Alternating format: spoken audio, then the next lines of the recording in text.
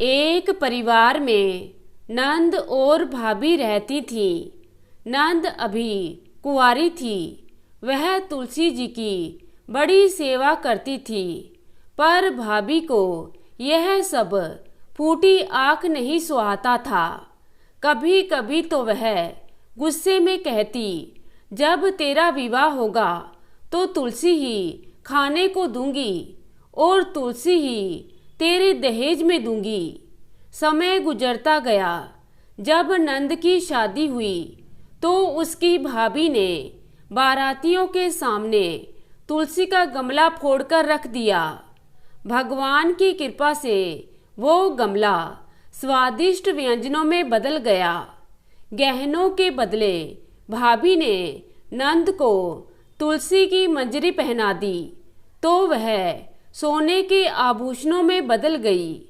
वस्त्रों के स्थान पर तुलसी का जनेऊ रख दिया और वह रेशमी कपड़ों में बदल गया। ससुराल में नंद के दहेज आदि के बारे में बहुत बड़ाई हुई।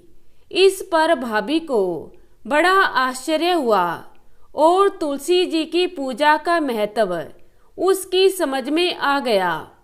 भाभी की एक लड़की थी। वह अपनी लड़की से कहती, तू भी तुलसी माता की सेवा किया कर, तुझे भी भुआ की तरह फल मिलेगा। पर लड़की का मन तुलसी की सेवा में नहीं लगता था और एक दिन लड़की के विवाह का समय आया तो भाभी ने सोचा, जैसा व्यवहार मैंने अपनी नंद से किया, जिसके कारण उसे इतनी इज्जत मिली, क्यों ना मैं अपनी लड़की के साथ वैसा ही व्यवहार करूं। उसने तुलसी का गमला फोड़कर बारातियों के सामने रख दिया, परंतु इस बार मिट्टी मिट्टी ही रही। मंजरी के वो पत्ते भी अपनी पहली की अवस्था में ही रहे तथा जनेऊ ही रहा। सभी बाराती भाभी की बुराई करने लगे और ससुराल में भी सभी लड़की की बुराई ही कर रहे थे। भाभी नंद को कभी अपने घर नहीं बुलाती। एक दिन भाई ने सोचा, मैं ही बहन से मिल आऊं। उसने अपनी इच्छा पत्नी को बताई तथा सौगात ले जाने के लिए कुछ मांगा। भाभी ने थैले में जवार भरकर कहा, और तो कुछ नहीं है, यही ले जाओ। भाई बड़े दुखी मन से बहन के घर की ओर चल दिया और मन ही मन सोचने लगा, भला बहन के घर कोई जवार लेकर जाता है।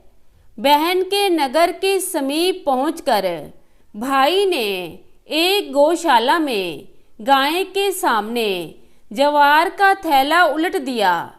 तब गोपालक ने कहा, ए भाई, सोना मोती गाय के आगे क्यों डाल रहे हो? तब भाई ने उसे सारी बात बता दी तथा वह फिर से सोना और मोती लेकर प्रसन्न मन से बहन के घर गया। बहन भाई को देखकर बड़ी ही प्रसन्न हुई। तो दोस्तों, कैसी लगी आज की कहानी? आशा करती हूँ कहानी को पसंद करेंगे। धन्यवाद।